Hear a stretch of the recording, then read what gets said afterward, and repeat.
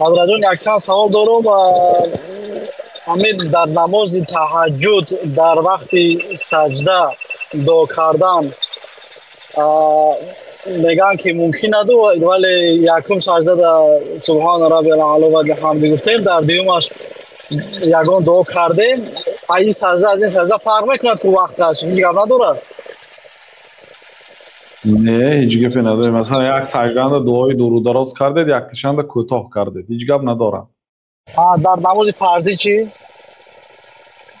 در نماز فرضی هم فرق نمیکند. فقط اگر جماعت باشد امام باید درود دراز دعا نکند. امام باید خلق مقتدی های رعایه کند. مقتدی های باید رعایه کند، درود دراز نخواند. اجازت است که مثلا 3 بار سبحان ربی العظیم گوید و یا مراتبه دیگر رب اغفر لی وقضی دینی مثلا، یا رب ارحمهما کما ربیانی صغیرا گوید. یعنی یگان دعاهای کوتاه کند، هیچ گپ نه امام هم در نماز جماعت. اما در نماز تراویح اجازت است دعا کند، کمتر دراز خواند اجازت است. این هم با مصلحت قوم. یعنی نماز تراویح 1.5 ساعت خوانیم، نماز یا 2 ساعت خوانیم یا 1 ساعت خوانیم. اگر مسجدهای عام باشد حرکت کرده کوتاه خوانند کار، برای آنکه همین مردم، طبیعتی مردم همین نماز که تمام شد خرسند میشن یا چند رکعت ماند میگن، حرکت میکنن که تیز تمام شود. مشقت کردن در کار نه برای آدم ها.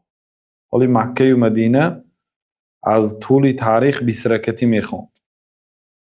ما مثلا در ایامی که در تاجیکستان بودیم، از سال 95 تا سال 2001 تا سال 2000 5 سال در تاجیکستان، 5 سال یا 6 سال تا 2000 20 رکعتی میخواندیم. وقتی که به مدینه رفتیم 20 رکعت میخواندیم، چون که مسجد نبوی هم 20 رکعت میخواند، مسجد حرم هم 20 رکعت میخواند.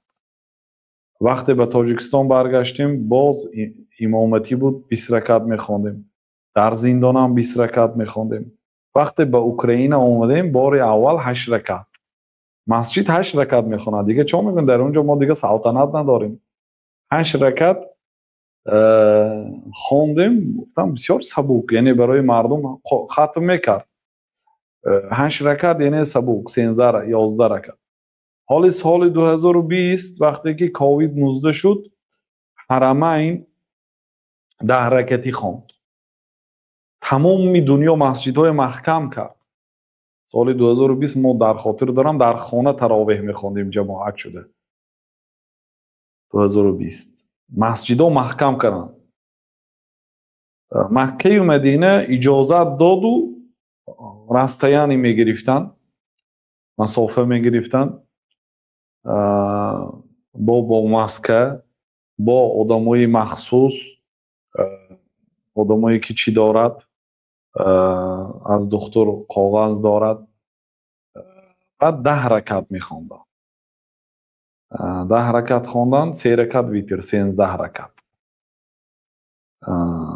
ببینید حضرت عایشه 11 رکعت پیامبر صلی الله علیه و سلم میخوندن. غیر رمضان هم پیش از رمضان هم از 11 رکعت 1 رکعت هم زیاد نمیکردن. این مذهبی خاصی حضرت عایشه است. بعضی آدم ها تندروی کرده میگفتن که از 11 رکعت 1 رکعت زیاد خوانی تو گمراه هستی، تو اهل بدعت هستی. میگفتن این خطا است.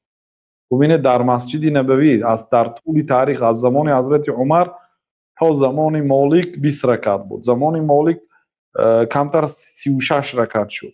با بعد گذشتن مدتی با 20 رکعت گشت تا 2020.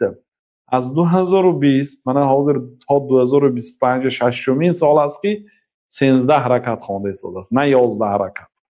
یعنی 10 رکعت تراویح، 3 رکعت ویتر. لیکن وقتش همون وقت است. یعنی برای چی این اقدام گرفت؟ برای آنکه مردم هم الکی این مردم اون مردم پیشینه نیست. الکی اگرچه همین 1 ساعتی که برای 20 رکعت صرف میشد، همین 1 ساعت برای 10 رکعت صرف کرده ایستادیم، همون 1 پاره قرآن خوانده ایستادیم، همون وقت همون ساعت، فقط عددی رکعت کم شد. وقت و ساعت همون است. یعنی همون قدر قرآن قرائت میشه همون قدر وقت میرد.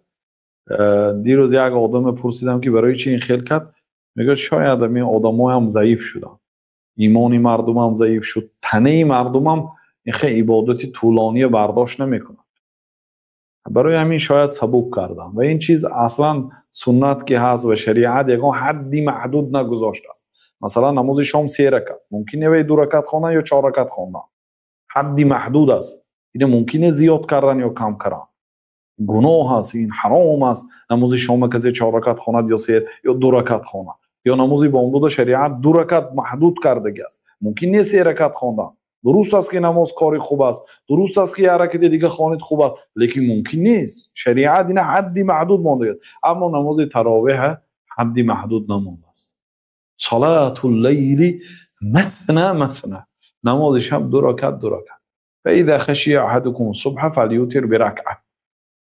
کسی که اگر 2 رکعت 2 رکعت خواندن گرد، اگر از دمیدن صبح کسی ترسد یه حرکت خواند، تمامی نمازهای خواندگیش مبدل به ویتر میکند، مبدل به طاق میکند. 100 رکعت خوانده باشد جفت است، یه حرکت خواند یه حرکت. اگر یک آدم 100 رکعت نماز شب خواند، هیچ کس به حق ندارد که منع کند. همین گونه کمتر خواندن. بنابراین یگان حدی محدود از جانب شریعت نیست برادر.